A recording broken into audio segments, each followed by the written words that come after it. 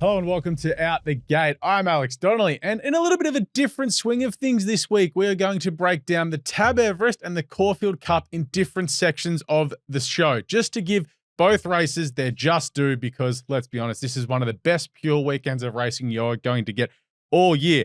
As said, we're going to break down the Tab Everest, so we're going to go up to Sydney and be joined by Mitch Cohen, as always, from the Daily Telegraph and Racenet.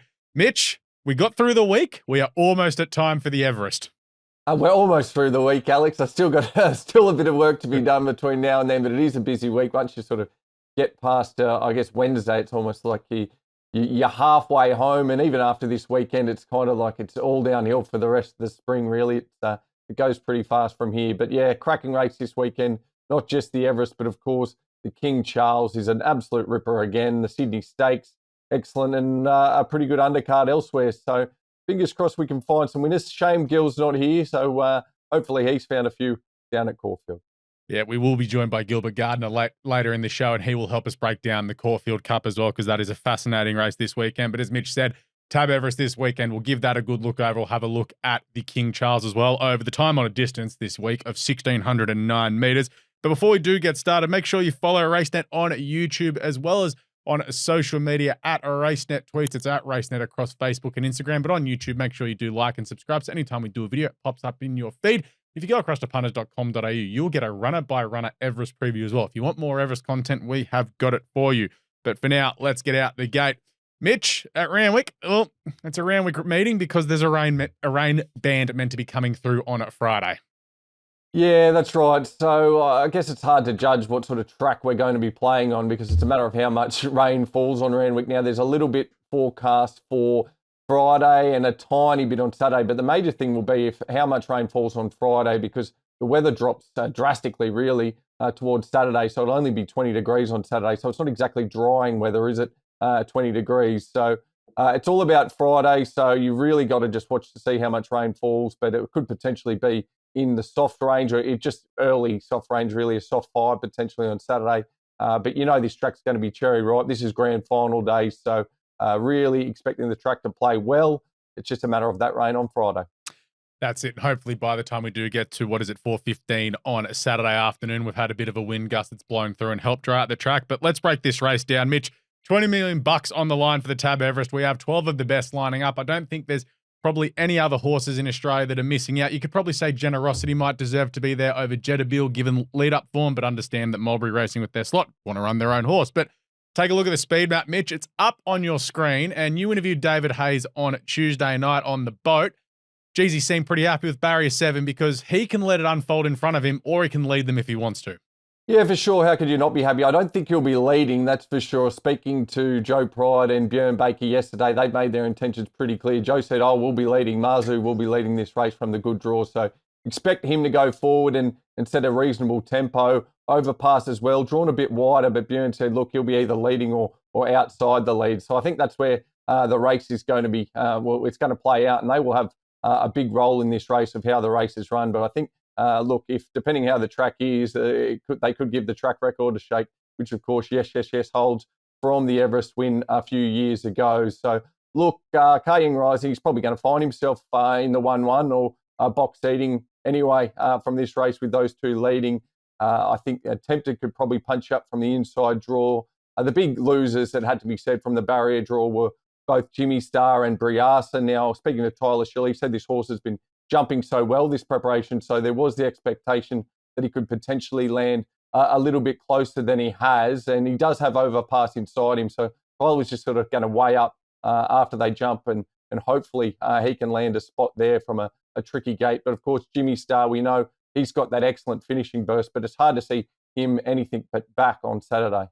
Same with Angel Capital as well. And then you've got that interesting barriers in 4, 5, and 6. War Machine, Jolly Star, Lady Shenandoah. They're all going to be jostling to sit on Kaying Rising's back and look just to ride his coattails through and hopefully pop off and get last crack at him. But yeah, Briasa probably out in no man's land, but for $20 million, it's a straight run to the turn. Don't die wondering. We're going to take a look at some replays here. We've got a couple of the key lead-ups here. First, we'll start off with the shorts where Jolly Star absolutely spanked them, beating Marzu, Jetabil, and Briasa there.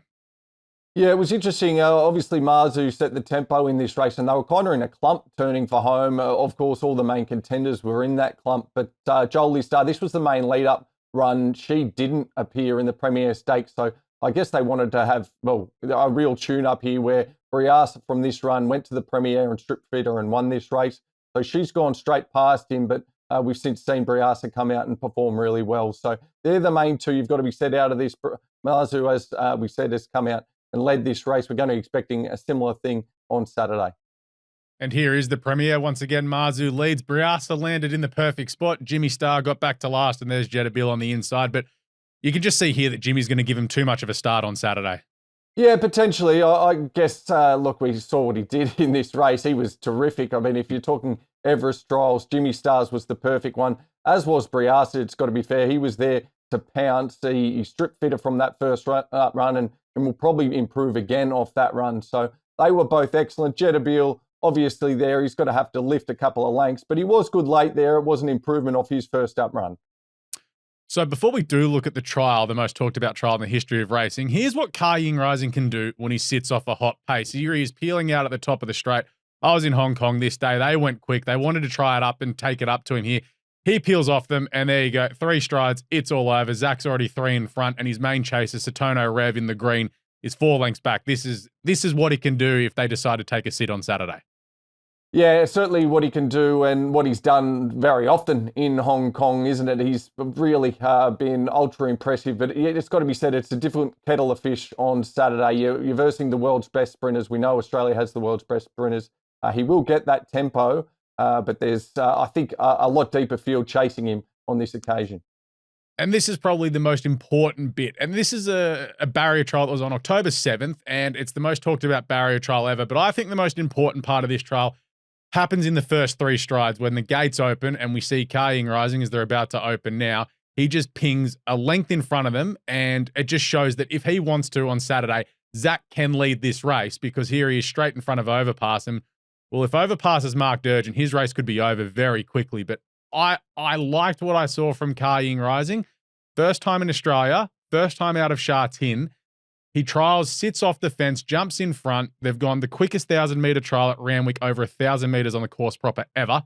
He didn't change his legs. It was 9 o'clock in the morning and the track was soft. By 4 o'clock on Saturday, it should be a bit drier and we could see him go full Yahoo. I just think it was that linebacker went so well that everyone's like, oh, what's going on here?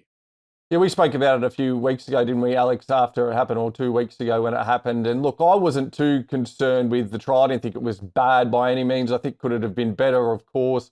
Even Zach Purton's come out and has said himself, look, it was a pass mark. He wasn't exactly glowing in his opinion of it. But I thought, look, it is a barrier trial. As you said, he got away out of the gates perfectly, didn't he? That early speed was excellent. So he had that day out at Randwick, which was probably the most important thing. It's going to be even bigger there on Saturday. But for me, probably not reading too much into the barrier trial. I'm focused on what we've seen him do at the races over there in Hong Kong, and it has been mighty, mighty impressive. So we've gone through it all. The only replay we really haven't looked at is Angel Capital being a tragedy beaten in the Rupert Clark. He's going to sit back, but I thought he didn't trial too well there, and obviously tempted. Her run to the Rose win was simply insane. But where are you leaning there? And I haven't even mentioned War Machine. He's got a real private eye from a couple of years ago vibe about him. But which way are you leaning in the Everest? Well, I'm glad you didn't show that Angel Capital replay because I was on it that night, and I don't want to relive it anyway. So, look, I'm sticking with Ka Ying Rising here. I think he is the real deal. He is rated the world's best sprinter. His wins over there have been just absolutely dominant. David Hayes speaks so highly of him. He's got one of the best jockeys, if not the best jockey in the world on his day in Zach Purton on board. I think seeing is believing. Fine with the trial. He's obviously had a good tune-up there on Monday. I think we have our first international winner of the Everest. I think he'll win. The Chris Waller trained gallopers, I think, are probably the main dangers in Lady Shenandoah and Jolie Star. But, yeah, I think we're going to have quite the story on Saturday. I think Ka Ying Rising can do it. I think for the story of the race, I think it's the best possible result if he does come out and win it. I'd love to see him come out, absolutely stomp them and win by 4 hard held. I don't think that'll happen, but I think him winning is just going to be great for the sport and great for the growth of this race, as we've seen. It's really sort of dwarfed the Caulfield Cup this week, and it's understandable why. But yeah, I cannot wait for this. And we'll go from the sprinters to the best milers in the country now, because we've got the King Charles this weekend. We're going to break a track record because they've never run a race at Randwick over 1,609 metres, Mitch. And will that 9 metres be a bit too much for Pride of Jenny if she goes all out in front this weekend? Because there you can see on the speed map, she clearly leads. She was back to her best in the Fiend. You think Mr. Brightside from barrier 12 will roll across? Because as we know, we saw with Autumn Glow in the Epsom, wide barriers over the Randwick Mile are not a bad thing. Yeah, I think, I mean, the speed map's easy when you have Pride of Jenny in the race, isn't it? So I think, yeah, she obviously goes forward and leads as she did in this race last year. Mr. Brightside should come across, and you know what you're going to get from Fangirl. She's going to get back and be one of the strongest late. I think Chowolf will probably be there too, who of course come from back in the field last year in this race and gunned down Pride of Jenny. But yeah, the speed map says it all. We know Pride of Jenny is going to be leading. It's just a matter of how far on Saturday. There is a bit of lead-up form here, there, and everywhere, but I thought the best replay would be to go back to last year's King Charles, where you see Pride of Jenny in front here. You do have Fangirl. You've got Chowolf. Of course, there's Pericles as well, and I think that might be Tom Kitten in the back, if I'm not mistaken. But this is the main lead-up. It is just a race replay from last year, and here's Chowolf just getting over heels. We haven't seen this for 12 months. Pride of Jenny was fantastic here, and even the Godolphin horses closed off well. Yeah, and that's why I guess it's interesting, because Chowolf probably hasn't got this sort of tempo in a race all spring, and he's going to get that on Saturday. So for him to bounce back, it probably wouldn't surprise. But Joe's Pride's come out and said he needs a little bit of edge off the track, really, to hopefully show his best. So he may well get that. He did get a soft 5 in this race, and Pride of Jenny, excellent on speed, wasn't she? She led everywhere, but about that last 25 metres. Do I think the extra little bit of distance matters on Saturday? No, I think it's just a matter of how much she's got left in the tank and how she's going as they head for home. But I think, look, that race last year, we've got many of the same horses. Fangirl obviously through that race. But yeah, fascinating race. And last year's Golden Eagle winner, we haven't touched on him, returns Lake Forest. He hasn't won since the Golden Eagle last year. Been a bit frustrating for punters who have been backing him over in the UK, but he got beaten 2.5 lengths into Queen Anne behind Docklands and Rosalion. He was good last start in the City of York, over 1,400 metres. And I had a month ago, I had someone say, this horse is absolutely flying. He'll come to Sydney and just win. And all the thing is you've got to respect is William Haggis' strike rate when he brings horses to Sydney is just unbelievable. Like, I don't have the exact numbers in front of me, but geez, he gets some cherry ripe. Izzy Paul does a great job out there at Canterbury Park. So you wouldn't rule him out. I think the big question mark with him is his mile form. I know he's won the 1,500 metre Golden Eagle, but he doesn't exactly have the strongest mile form. But look, in terms of trainer and execution when coming to Sydney, there'd be few better from overseas. Yeah, I think Willie Haggis' record, I know it's first up at Rose Hill. He's had like 3 horses beaten ever first up at Rose Hill. Randwick, a little bit different, but of course he has won a couple of Queen Elizabeth, so he does know what he's doing. Which way are you leaning? I'm with Pride of Jenny, but I was going over this race for a fair while last night, tossing and turning. I could have gone 4 different ways, I reckon 5 different ways in this race, but I've lent the way of Pride of Jenny. We know what we're going to get. She was excellent in this race last year. She comes in the same formula as she did last year, winning that Fan Stakes. I thought she was just as good doing that on Saturday. We know if there's a little bit of a edge out of the ground, she's going to handle that fine. I'm just putting the faith in Declan Bates to bring up another really big Royal Randwick memory, of course, because she's got one of the most probably famous one of the last decade, but this is a cracking race. So Pride of Jenny for me, but look, I wouldn't be surprised. She's going to be holding off the likes of Mr. Brightside, Fangirl and Chowolf. I wouldn't be surprised if he bounced back to top form. Yeah, I can't wait for this. It is such a great day of racing, but we do need to find some winners on the day as well outside of the main races. Your best bet comes up in race number 6, the Everest back up the Sydney Stakes, $2 million on the line here. And you're with an ex-James Cummings horse now with Joe Pride. I am. I'm with Gold Mile, race 6, number 3 it is for me. Look, this fella, he went to stud. Things didn't quite go to plan there, and he got a gelding operation, and he's now come back.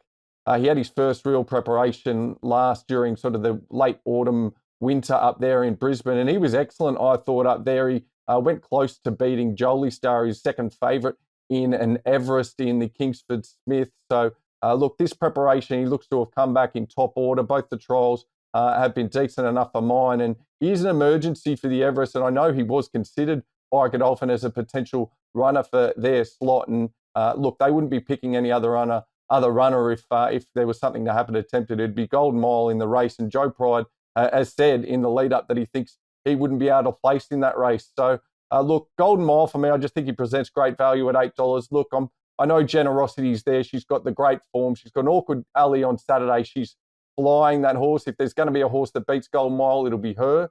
But at $8, yeah, I'm happy to butter up. I like it. And your next best comes up early in the day. It is the St. Ledger over 2,600 meters. If you're like me and you took the 200s each way last start, this is going to be painful. Yeah, it was big odds. I think he ended up starting as 150 to 1, but now you're being asked to take $3.50 about more felons in the St. Ledger. But yeah, it's not quite the same, is it, Alex? But it was hard to miss that run in the Metropolitan, wasn't it? He was excellent. He's coming off a really long layoff heading into this preparation of over 500 days. So he's he really just improving with every run, isn't he? And he's improving as he steps up in trip now. He was only on the place getter's heels in that Metropolitan, coming home from basically last on the turn, doing his best work lace to finish fourth. The step up to 2,600 metres is going to suit him just fine on Saturday. I think more felons can run a really big race, albeit we don't get the value that he was last time. Now, Sam Hawkins, we've gone over William Haggis before, so that's obviously the favourite in this race. He's first up, but all his form says he's going to lap up this 2,600 metres. So race in two, but more felons for me. Yeah, we do get J-Mac and William Haggis. It does seem quite scary there, but let's get to your value play on the day. And this, I'll be honest, this is my favourite race of the day. I love the Kosciuszko. Race 5, your value bet.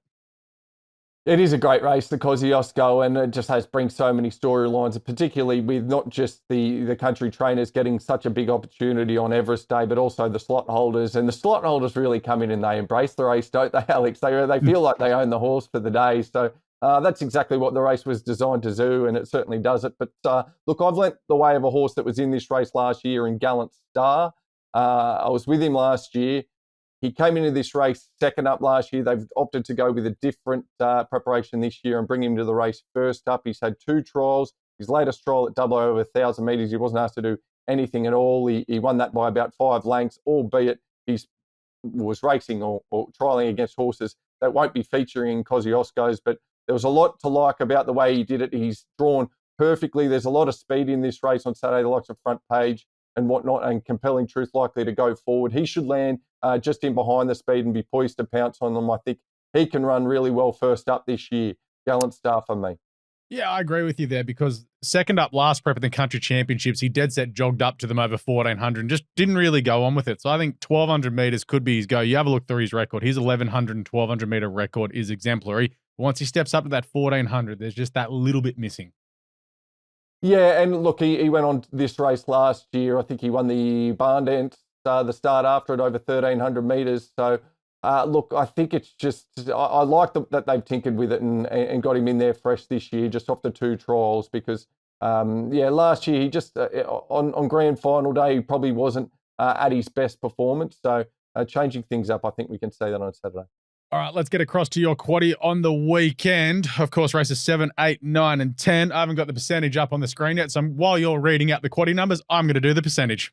Yeah, I've stood out. So we've got the first leg, which of course is, just whipping it up here, I've stood out Ka Ying Rising to win the Everest. Now, I was tempted to put in a couple other runners, but on a busy day like this, I thought we'd probably just get no value. So we've just got to put the head on the line and hopefully he can get the chockies in the Everest and we can be looking for value elsewhere. So second legs now, we got the Silver Eagle. I've gone 1.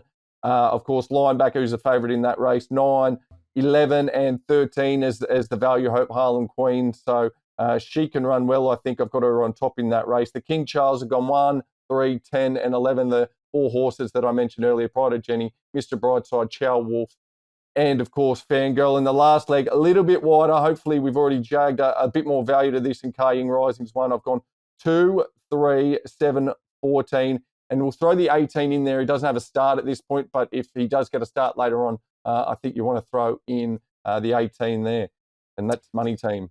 So $100 will get you 125%. So I've done that on the run there. We note Lord of Biscay was one of the better bets last start here. Keeps J-Mac, so he must be going okay. Those are the 3 bets from Mitch this weekend. Gallant Star, whose value plays keen on Golden Mile in the Sydney Stakes and more felons in the St. Ledger. Let's going on in the news? Mitch, I assume everything. Yeah, it's a lot of Everest, isn't it? Look, I know Ray's had a good chat to a lot of the owners of Overpass who have been taken on quite the ride with this horse over the past sort of 3 years. He's already featured in 2 Everests and won a couple of Quackers, won a couple of Winterbottoms as well. So he's taken them around the country. So Ray's had a good chat with all the owners from all different parts of the country and all different walks of life. So that'll be in the on all News Corp channels in the coming days. I've had a chat to a number of people in the Everest. Obviously, Tyler Schiller is riding Briasa in the Everest. He's really bullish about his chances. Has had a great association with the horse, won the TJ Smith Stakes with him in the Autumn Carnival. So he's a chance of claiming a Everest Kosciuszko double, of course, on Saturday. He rides Clear Thinking in the Kosciuszkos. Won the Kosciuszko before with Front Page, but he'll be out there to be the man that tops the favourite this year on the second favourite in Clear Thinking, who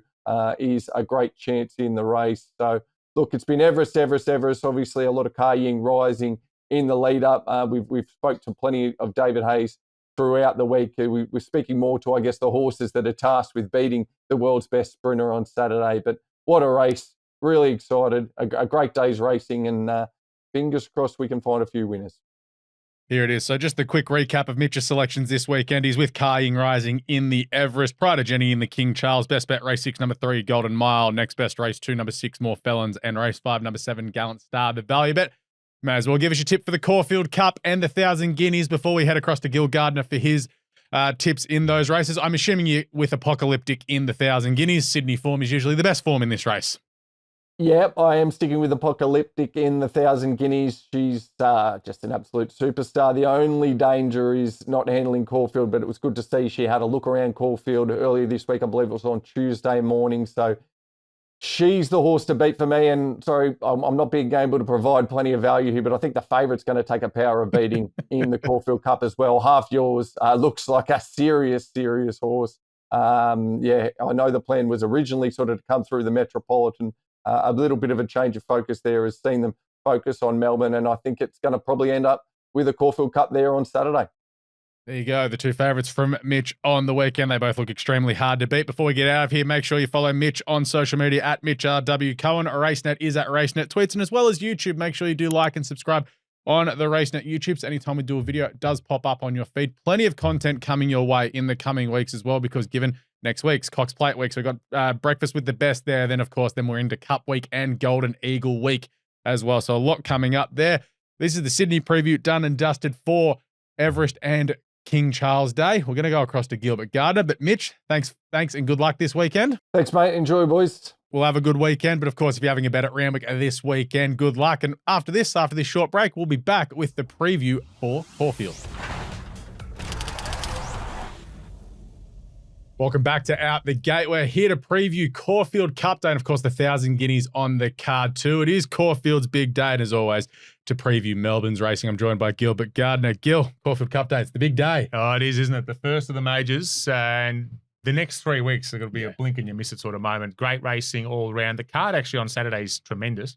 And the Caulfield Cup, wide open race, I find. Yeah, it doesn't look to be a classic Caulfield Cup, shall we say, but if you can find the winner outside of the favourite, I think you're going to be well paid. So, as said, it is the Group 1 Caulfield Cup over 2,400 metres.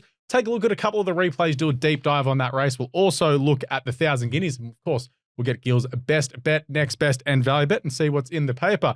But Gil, we'll start off. Caulfield, it's sunny and beautiful right now in Melbourne. Truck's out 3 metres, should be a good 4. Yeah, look, absolutely. 30 degrees on Thursday they're expecting, and we know that Caulfield's always on the drier side. We keep saying that every week. So, so look, I think it'll be a perfect track. If anything, it'll probably be closer to the good 3. Yeah. Don't know how the Europeans will enjoy that, but we'll take a look at this Group 1 Caulfield Cup. It is a race number 9 on the card, 5:15, 2,400 metres, $5 million on the line. Take a look at the speed map here, and there's a fair bit going on, as you can see up front, because River of Stars will be there, but Banker's Choice will try and roll forward. You think Plymouth will? We've got Land Legend rolled forward. He'll either go forward or go back. I think they'll roll forward, but he might over-race like last year. For the internationals, Maidan and Presage Nocturne can settle a little bit closer, but I think Golden Snap will go back to last because they just need to run 8th to get into the Melbourne Cup. Yeah, that's right. It's a fairly good roundup. Look, the thing about Land Legend, now his run was super last start. One of the better runs actually in the Turnbull. But but they've put so much work into getting this horse to settle, and that's what brought him undone last year. So 12 months on, a power of work has gone into teaching this horse to settle. I just wonder, especially that at the start of the Caulfield Cup, which is the charge of the light horse, to get to the first turn in time, to find a settling position before you get to the first turn. It's basically a 300-meter sprint. Yep. And then the anchor goes out, and you hope that you haven't put something through the rail. There's always a bit of jostling, let's say. Yeah, let's put it that way, jostling there. So I just can't see them pushing the button on Land Legend and using him up too early. The worst thing that could happen on a hot track, good track, if he gets out there and all of a sudden starts throwing his head around and we're in all sorts of trouble. The one there I think that might push up from barrier 2 is Half Yours. Now the favourite, $2, 60 or thereabouts. Barrier 2's good in a sense. Well, look, it could have been worse. Barrier 1 hasn't won a Caulfield Cup in the best part of 84 years. They hit 1941 this morning? That's right, yes. So poor old Willie Mullins down at the barrier draw. Dave Casey, his man on the ground down here. Willie will be out here on Friday, I believe. He lands into Melbourne. But, poor old Willie saw barrier 1, thought, you beauty. How good is this? Anyway, so David, when he rang him and he said, oh, by the way, it hasn't won since 1941. Willie, let's just say he wasn't as happy anymore. So feel a bit sorry for them. Absurd's, of course, running the Melbourne Cup the last 2 years and run really well. Run 7th and 5th, so I guess he'll run 3rd in the Melbourne Cup next month. But, I'm a bit worried for him. I'm just not sure he's going to have the tactical speed to get into that spot. So he could be the victim that we see basically every year where they get shuffled back, lose positions, could be, 6, 7, 8 spots back on the rail. And from there, well, you need the proverbial pogo stick. Now, on the flip side, Half Yours, the favourite, can't afford to do this. He's got the tactical speed. If he's half slow, he's in trouble. If he's half slow, he's very big. We might use that in the story later in the week. But, look, I think, and he has got that speed. So he can, and he's very tractable. So I spoke to Jamie Mellum during the week, and that's probably his biggest strength, this horse, because, of course, about this time last year, he basically raced at Camperdown. Yeah. Went around at Camperdown, and here we are, short price favourite in the Caulfield Cup. Now, the big thing, Jamie hasn't really had anything to do with the horse up until she rode it in the naturalism. And she said the big thing about him, he's very tractable. He's basically push button. And you can do what you want with him. So she can use him up early, find a little spot there. Yeah. Then put him to sleep. Basically he'll absorb the pressure. And we saw that actually both starts, the last 2 starts, the naturalism and, of course, the Turnbull. That was as good a Caulfield Cup trial as you'll ever see. I mean, taking ground off Via Sistina, that should be good enough for a race like this. So I think he'll go a bit further forward. I think Middle Earth, Deacon will be up there. I think this is the race for Deacon. Okay. We'll touch on that a bit later on, but I think Deacon will be in a prominent spot. Vauban's the interesting one, the Gay Waterhouse Adrian Bott. Now, from out there, he has to be forward of centre. He's not going to go back. No. He's not going to go back. So from there, you'd think that he's going to press up as well. And it could Blake Shin, I mean, he's riding super. Could he find a spot 2 or 3 back? Yeah, with a little bit of cover and just there to pounce. Well, he got well back in the Metrop, and he's priced up as if that Metrop form isn't much good. He was $12 there, and he's $12 here. So, yeah, I'm not sure about Vauban. I fell into him in the first Melbourne Cup, and since then I still can't get my head around him. Guilty twice. Yeah, okay, there we go. Yeah, I think along with everyone else. When Ryan Moore didn't come out the second time, we probably should have known.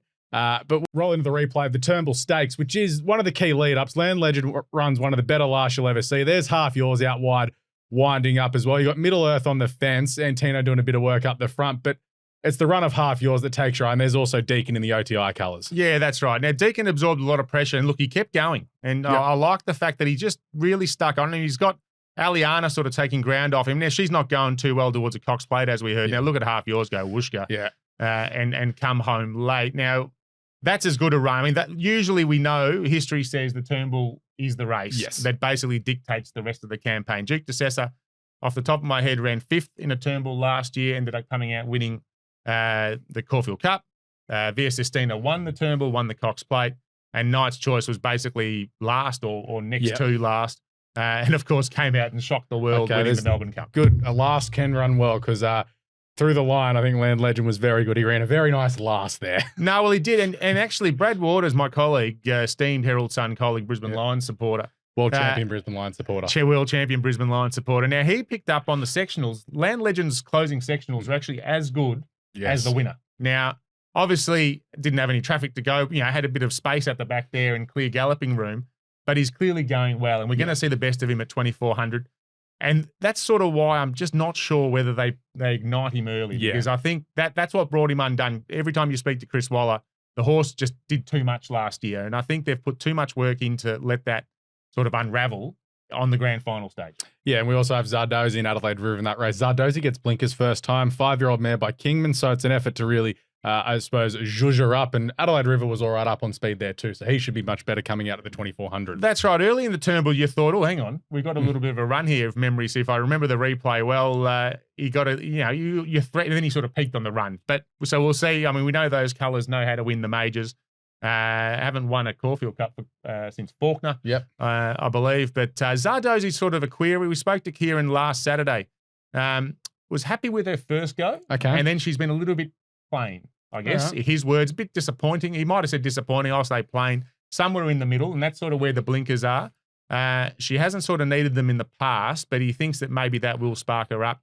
I mean, she ran 4th, I think, off memory serves in this race. The one thing with her, I mean, if it was a wet track, she'd be all over. And I just don't think she's going to get the right conditions. I don't think she's going well enough.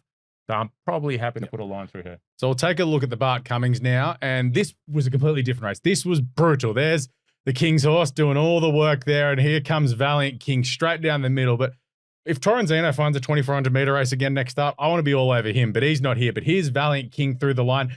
Revelare was on speed and knocked up. I think he's got none. I think he was found out on a tough pace there where you see how Torrenzino and Gilded Water were, and you just see how strong Valiant King is. He looked a bit weak late to me.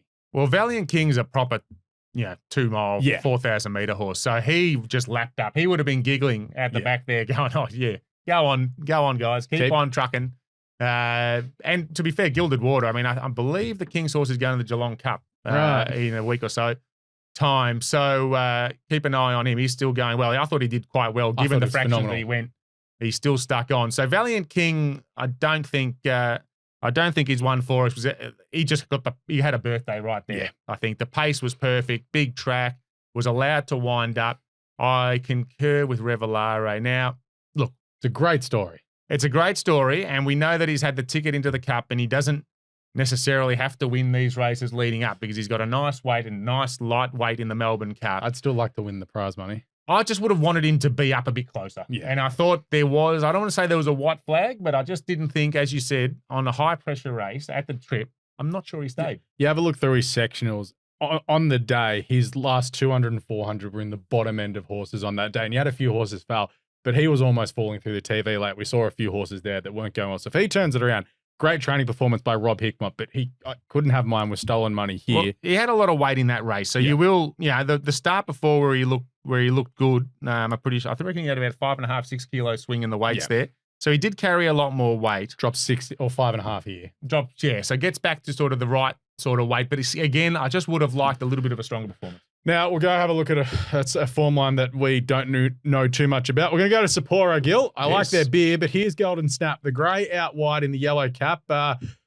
Looks like a Flemington horse. They need to run in the top 8 to get into the Melbourne Cup. This is over 2,600 metres. The time is strong, but this mare looks all about being a 3,200 metre horse at Flemington. Yeah, look, every step of that. Every step of that. I think top 8's sort of the goal on Saturday.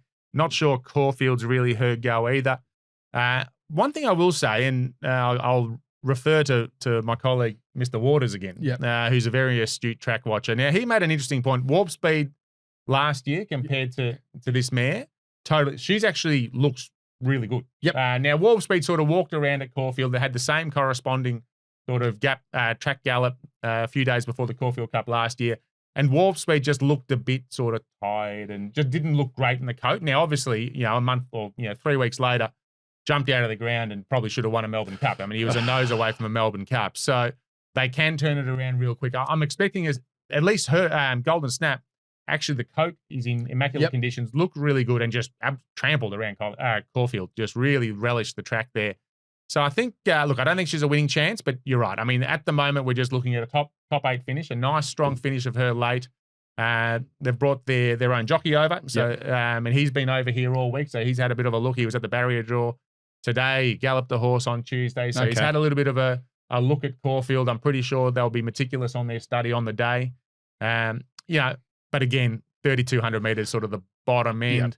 Yep. If it turns into maybe a high pressure, a high pressure slog Caulfield Cup could play into this horse's hands or hooves, if you will. But anyway, we'll see how it goes. Well, she started favourite in a Stayers Stakes last year at Nakayama, which is like a 3,600 metre Group 2 event. So she's a strong stay, but she's won 2 races over 2,400 metres. So yeah, well, and her form's probably not quite like Warp Speed.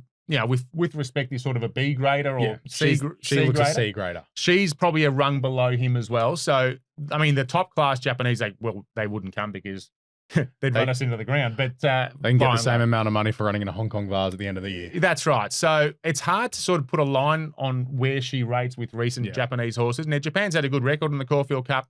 Murder Glass 2019, Admire Ratke. God bless him. Both saluted in Caulfield Cups. They had way better form lines than her. Like Admire Ratke at his best. Like we saw it. He was near on a good thing. He'd been running in Japan Cups.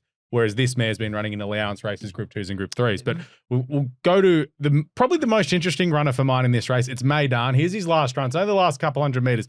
This is the September Stakes. It's a lead up for the Arc. The winner is Gia Valetto. Gia Valetto won the Hong Kong Vase last year, then ran 4th in the Arc, and Kalpana outside in the Frankel colours running 2nd. Got absolutely slaughtered in the Arc. Should have finished closer. But there's Meydan finishing just behind the winners there. Andrea Adzini started the season off on fire in Hong Kong, actually rode Gia Valetto in the Arc 2 weeks ago. This horse looks perfectly placed here, and Simon and Ed Crisford have missed out on a Group 1 by a couple of lips, let's be honest, in Melbourne. This horse looks perfectly placed given his form.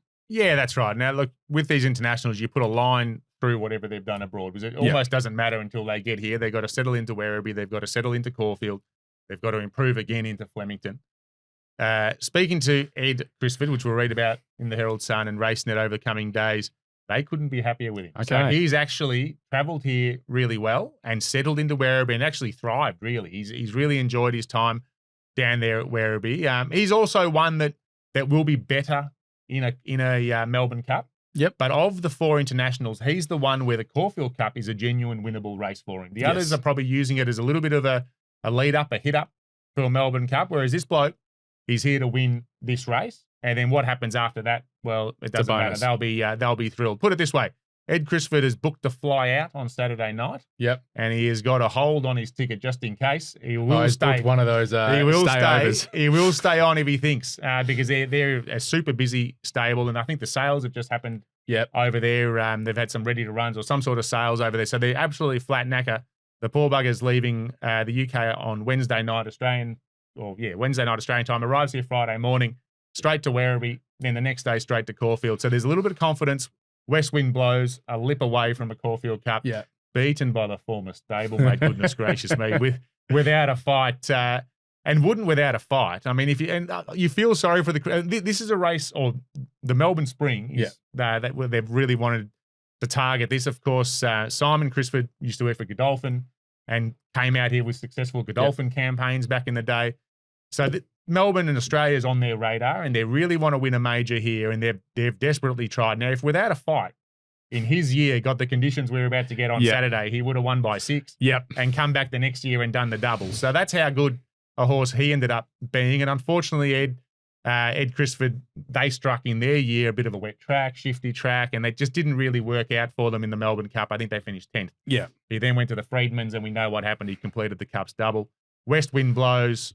Super effort. So I've heard from a mate of mine who works in the UK in racing. He said that this horse, if you just lined West Wind Blows and this one up, this one's got more upside than West Wind Blows. Yeah, it's certainly on form wise, because like on exposed form. The thing with this bloke is we actually don't know, and he's one of those improving, progressive. I don't want to say he's flown under the radar. It's his 14th start on Saturday. Yeah, we like using he's beaten the handicapper or flown under the radar. 56 though, like. Well, he has, but a lot of that would be on potential. Like he's just raced really well and not quite managed to win race. Like if he had won some of those races, he'd be one of the top weights. So there's a bit more to come, and that's the exciting part about him. I think West Wind Blows comparably would have been the better horse, but there's a higher ceiling with this bloke. I'm just glad Jamie Spencer's not here. I'm just saying that as an Australian punter, and I feel a few of those at home will be the same. All right, gone through it. Give us who you've got on top, who you're backing, and may as well throw us the top 4 as well. Yeah, look, we'll try and get everything done, eh? What do you reckon? We'll try and win the quaddies and all sorts. But no, look, I'm leaning towards Deacon. Now, I just thought that run in the Turnbull was super. We might have said at the time that he would run a cheeky race. I think he went around about 80-1 or something. Of course he ran 5th. And of course he ran 5th. Yeah, we didn't get any chocolates there, but we might get the chocolates on the weekend. The Stokes Yards Airborne, they've trained at least a winner or two on the Wednesday meeting at Caulfield. The stable's just flying. I think this horse we know he's been set. He's got the golden ticket in the Melbourne Cup. So basically the whole year has been aimed. They won the ticket early in the year. So they've had 6 months to sort of really nut out a campaign. And I just reckon he might just be so brilliant or too brilliant, I think. I think the Melbourne Cup's a worry for him. I'm not sure he'll do yes, he's run, I think, 2,600 metres. He's sort of run about the right trip. It's another world of pain. But it's another world of pain. I think 2,400 metres high-pressure Caulfield looks just a very nice race for him. And he's flown under the radar. There's nothing wrong with Half Yours. He's clearly the horse to beat, but at $2.60, 12 months on from Camperdown and Sandown midweeks. And yes, he won a naturalism with a leg in the air, and we saw what happened in the Turnbull. Yep. Absolutely sailed in.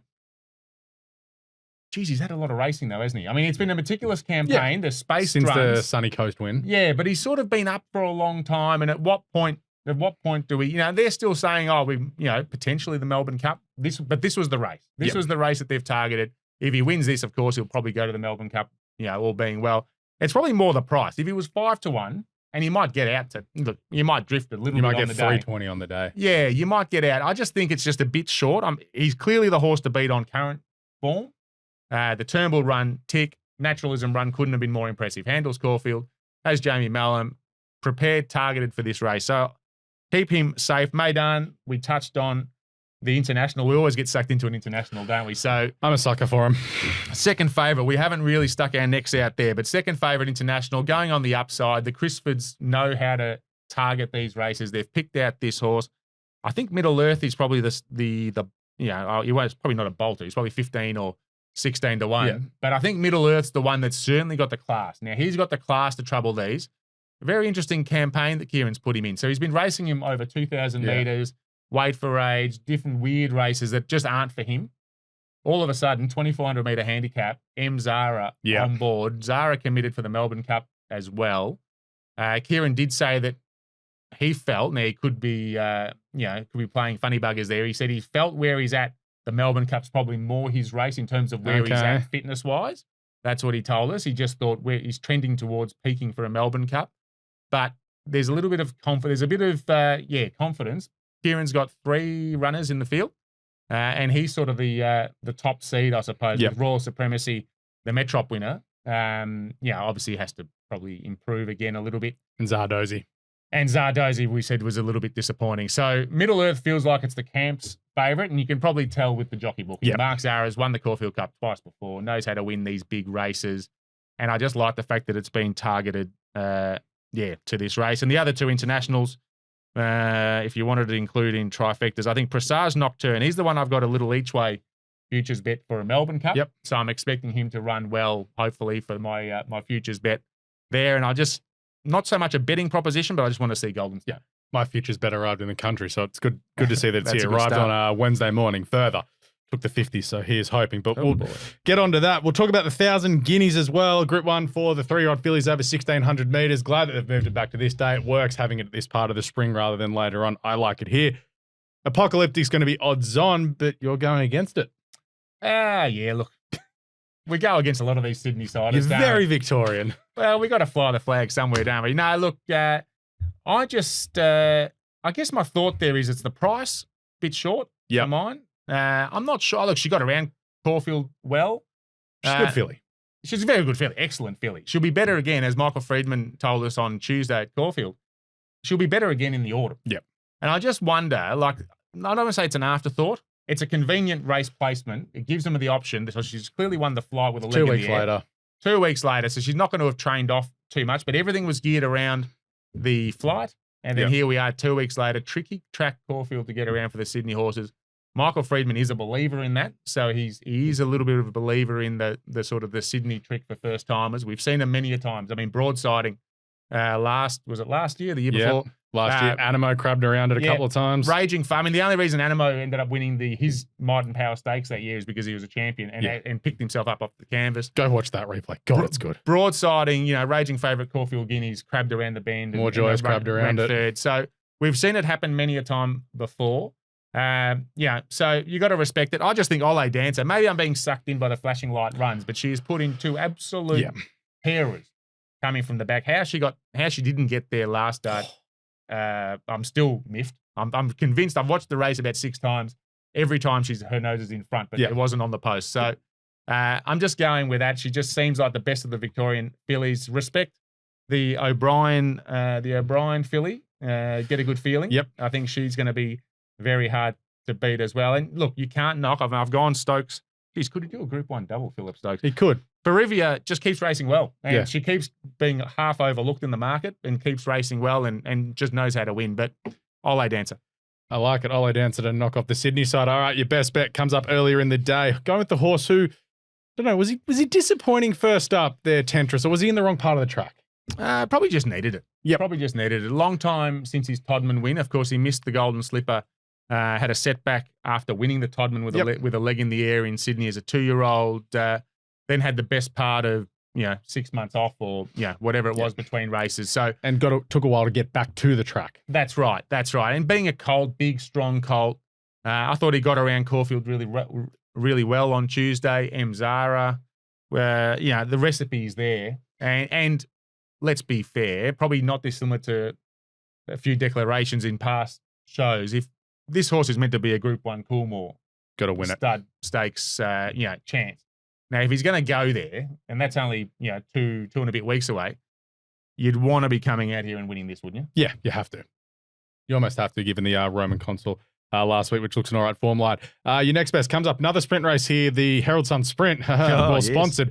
You're going to be down there presenting the sash, or is that handed off to someone else? No, I'd like to see Brad do that, actually. Imagine him being a barrel, award. A congratulatory speech to the winner. Yes, especially if your best bet has knocked him off there. No, we'll be in the trenches. Well, I'm sure there'll be someone from the Herald Sun down there to hand out the sashes and the trophies, but we'll be down in the trenches. Yep.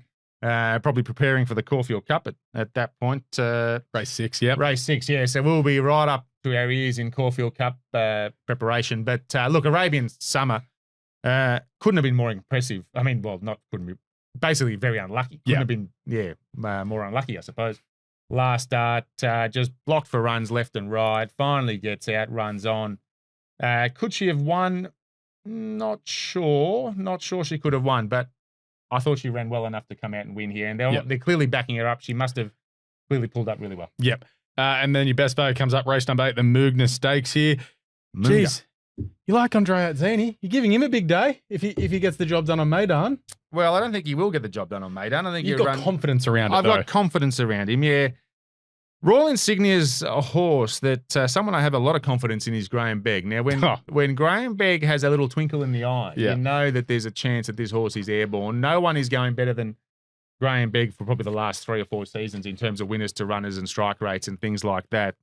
I just think this horse, he thinks he's a proper horse. Yeah, like, he thinks he's a proper horse. This horse, still a bull for a reason. Still a bull for a reason. Very, very well bred too. He's the half. The thing that ran third in the Coolmore. Yes. Yeah. Name I can't remember. No, and the other one that's been de Bergerac. So he's also related to de Bergerac. They're all from the same family. They're a family of winners. Yep. All certainly good horses. And the thing with this bloke, he just needs a good track. And he needs a proper good track. He struck an Australian Guineas where it was sort of a little bit wet, a bit shifty, not really his go. And I just think this is just a nice race. At the price, I think he's been overlooked. I think with a proper good track, certainly late in the day on the card, I think he could be a sneaky chance at odds. Yep. All right, so that is the bets this weekend. So getting the Caulfield Cup, Gil likes Deacon. He's on Ole Dance from the 1,000 Guineas. Best bet, Tentris. Next best, Arabian Summer. And Royal Insignia, the best value. What's going on in the papers? A lot. Yeah, it's been a busy few weeks, hasn't it? And it's only going to get busier. Yep. It's only going to get busier. We've got, of course, get through Caulfield Cup and then track work at Cox Plate the following week on the Tuesday. And then she's on for young and old, Cox Plate, Melbourne Cup Carnival, and then we sort of take a breather and enjoy. But no, look, there's some nice lines with Mark Zaris. I've caught up with Mark a couple of times over the last week or so. Now, of course, there's probably none better in this country in terms of a big race. Yeah. Bigger the race, bigger the stakes, better the ride, better the chance that Mark has in his races. So we're talking to him about his ride in Middle Earth. He's going for a third Caulfield Cup. Yep, 34 years. About that. Very Elegant was his first, if memory serves, during the COVID year, so it might be a bit longer than that. Of course, yes. But so he's got a little bit of confidence in this horse. It'd be third Melbourne Cup in 4 years. That's what I'm thinking of. Yeah. So anyway, we got a bit get into the mind of Mark and what it takes to actually get to these big race days and how he does it. And obviously, he's been on a couple of podcasts that have been doing the rounds and talking about his guides. I was some good clips on TikTok. Yeah, absolutely. So it's very interesting to hear the rigors that these jockeys put themselves through. And Mark, someone that he's sort of at the older end of the scale. He's one of the veteran, more experienced, not veterans, more experienced jockeys in the game, and what he puts his body through to be a big race performer. So we touch on, we get into the Mark Zahra story. Jamie Mellum on Half Yours, the connection there. Obviously, only the last 2 starts. This horse was bred by Colin McKenna, the late great Cole, who Jamie was really close to. He bred it. Unfortunately, passed away probably almost 12 months ago. Actually, it was he was in hospital last year on Caulfield Cup Day when Duke Dessa, a horse that he had a share in, won the Caulfield Cup, and they took the trophy into hospital to cheer him up a bit. And unfortunately, passed away a few days later. So the Half Yours, and just get an idea on what Jamie might do. She's got a bit of a task ahead of her on a short price favourite. She's placed 4th, I think, in a couple of Caulfield Cups previously. Hasn't placed in the race yet. This is clearly her best chance to win it. Gay Waterhouse, Vauban. Well, of course, we declared Vauban.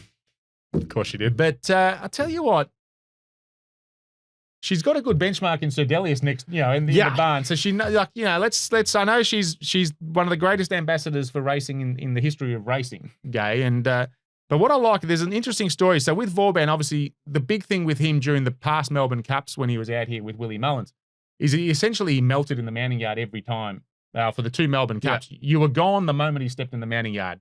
Muck lather, antsy, pulling around, needed 2, 3, 4, 5 bloody handlers. I think Ryan Moore might have, when he got legged on the first year that he rode him, basically told him we're gone. Yeah. That was the feedback that he sort of gave him the moment he was in the mounting yard. He just knew that he was gone. So wish we knew that. Well, that would have been nice, yes, except for when we reloaded again. But so what Gay did, Gray and Adrian Bott, they basically used the mounting yard at Randwick. Yeah. And they just cut hot laps, just walked him around. So the old legendary Bart Cummings trick was, the 10,000 metres leading up to a Melbourne Cup. He's done 10,000 laps. I think he's done about 10,000 laps, this horse, around the, what do they call it? The theatre of the horse up there at Randwick. But what it has done is he's basically now will fall asleep in the mounting yard. Like he just gets around. He couldn't care less. They put a bit of barrier work into him.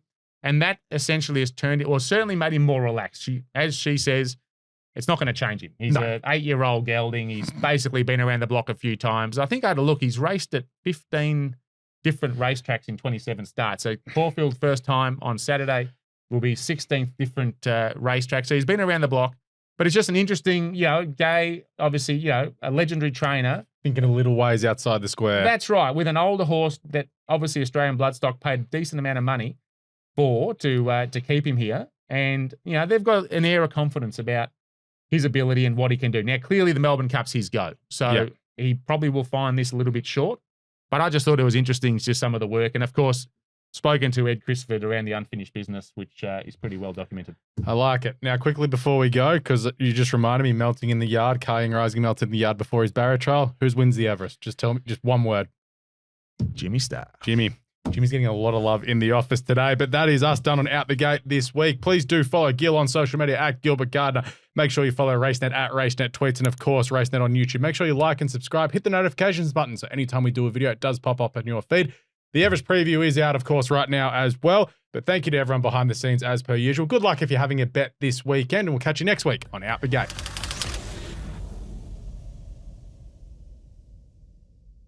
Chances are you're about to lose. For free and confidential support, call the number on the screen or visit the website.